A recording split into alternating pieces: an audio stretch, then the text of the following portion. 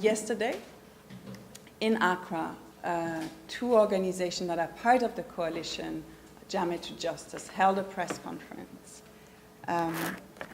revealing new information we gathered on the killing of more than 50 West African migrants, many of them being Ghanaians, but there were also Senegalese, Ivorians, a Togolese, and one Gambian national.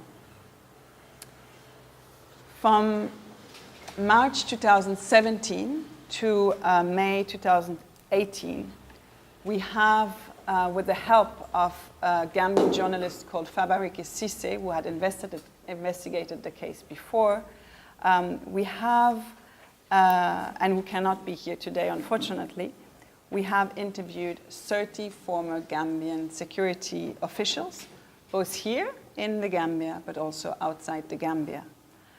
Out of these, 11 were directly involved in the event, and one was even a witness to the killings. In Ghana, some of us also interviewed Martin Kire, who was the only survivor of the massacre. Another Ghanaian was also interviewed. He was very lucky. He was part of the group, but managed to escape before they were even arrested. My colleagues also interviewed or met with 15 families of Ghanaian victims, as well as 2 Ghanaian investigators.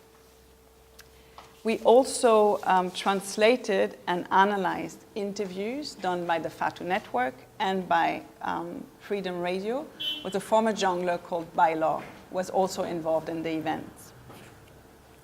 So we compiled all that evidence and analyzed it in a quite extensive document.